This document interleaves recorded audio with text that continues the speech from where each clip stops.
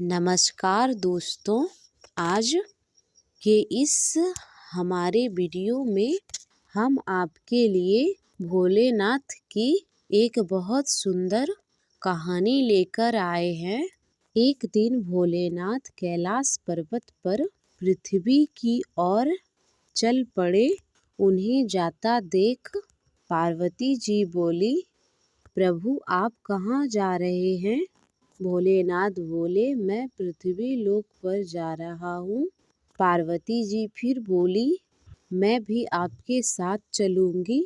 महादेव के मना करने के बावजूद भी पार्वती जी नहीं मानी और महादेव के साथ पृथ्वी लोक पर पहुँच गई।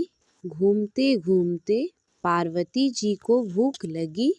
वह बोली, महादेव मुझे भूख लगी है, मुझे खीर खाड़ का भोजन करना है। महादेव बोले, चलो पार्वती आगे चलो।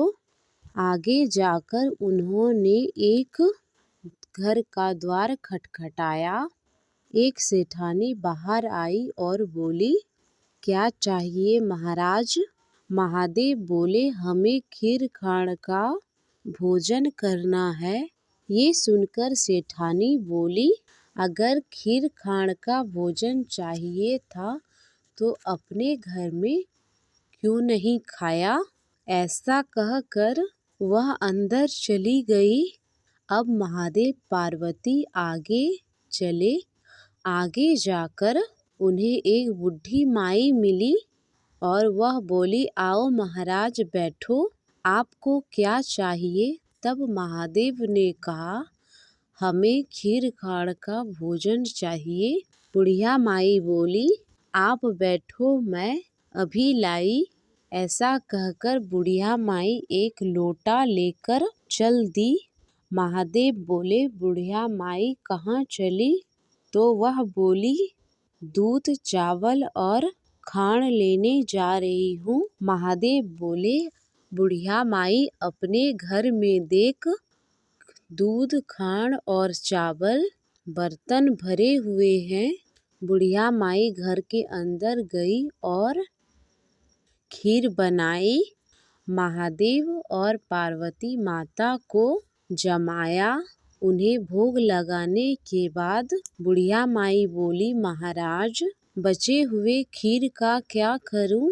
मेरे घर में तो कोई नहीं है। महादेव बोले, बुढ़िया माई आँख बंद कर। महादेव के कहने पर बुढ़िया माई ने आँखें बंद कर ली। महादेव फिर बोले, बुढ़िया माई अब अपनी आँखें खोल। जब बुढ़िया माई ने आँखें खोल कर देखा तो उसके घर में देखा कि बेटा बहू और पोते पोती से भरपूर परिवार हो गया। यह देखकर बुढ़िया माई बोली, अब महाराज परिवार को रखूं कहाँ? मेरी तो यह एक झोपड़ी है। महादेव ने जाते जाते झोपड़ी को एक लात मारी और वह महल बन गई। बुढ़िया माई खीर के कटोरे भर भर कर बांटने लगी। ऐसे में वह सेठानी के घर खीर देने पहुँची। सेठानी बोली, तेरे घर खीर कहाँ से आई?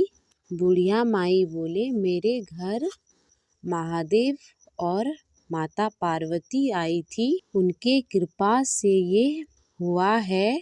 सेठानी बोली, मेरे घर का धन तेरे घर में कैसे गया? मेरे पास तो कुछ भी नहीं रहा। बुढ़िया माई बोली, यह तो महादेव और पार्वती जी के आशीर्वाद से हुआ है। अब सेठानी भागी भागी महादेव और पार्वती पीछे चली गई। उनके पास पहुंची और बोली, महाराज मेरा धन उस बुढ़िया को क्यों दे दिया? महादेव बोले, मैंने तो ना उठाया, ना दिया, तूने ना की, इसलिए तेरा ना हो गई। उसने हाँ की, इसलिए उसकी हाँ हो गई। वो महादेव जी पैर पकड़ कर खड़ी हो गई और बोली, महाराज कुछ तो करो। महादेव बोले, काम तेरा रुकेगा नहीं, धन तेरा जुड़ेगा नहीं। ऐसा कहकर महादेव और माता पार्वती कैलाश की ओर चले गए। हे भोलेनाथ, जैसी कृपा आपने बूढ़ी माई पर की, वैसे ही इस कथा को कहते, सुनते और हुकार भरते सब पर करना।